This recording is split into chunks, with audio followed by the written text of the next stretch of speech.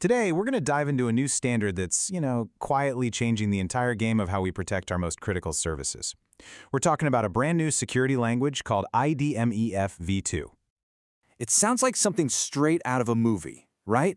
But this is the new reality for security professionals. Just imagine this.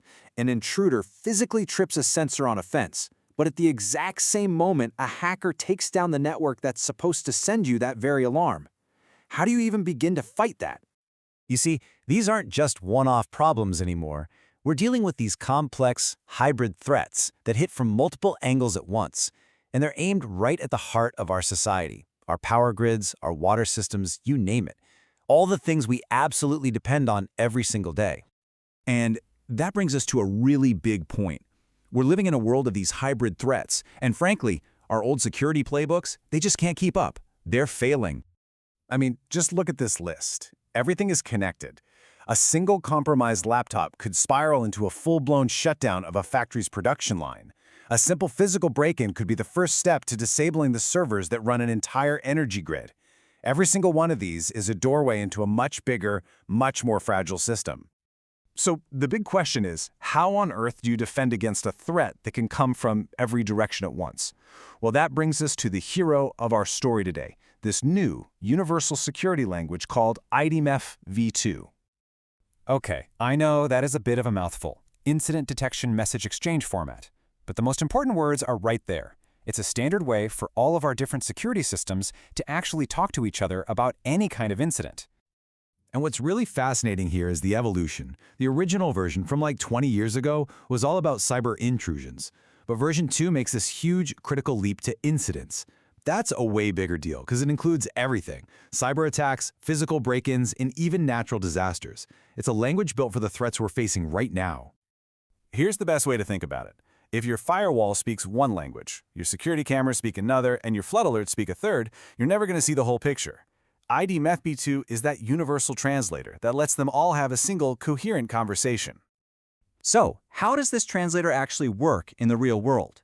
Well, it's all about smashing those information silos and creating some real synergy, a single, unified view of any and all threats.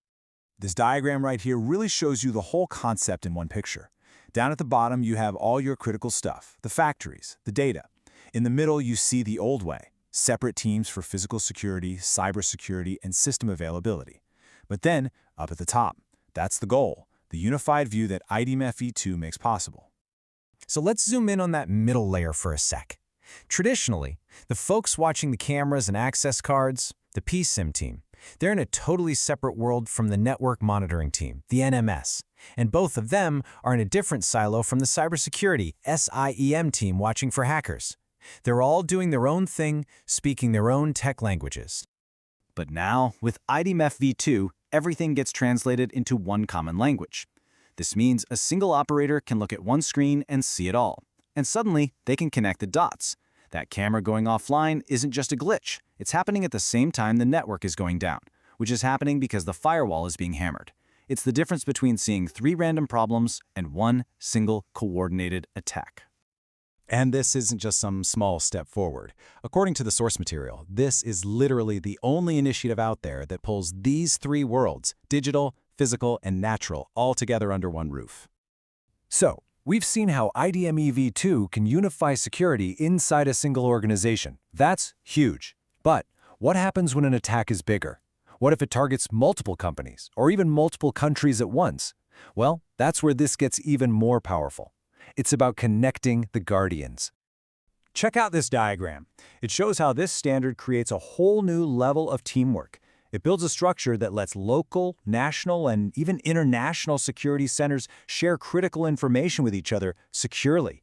It's like building a pyramid of collective defense.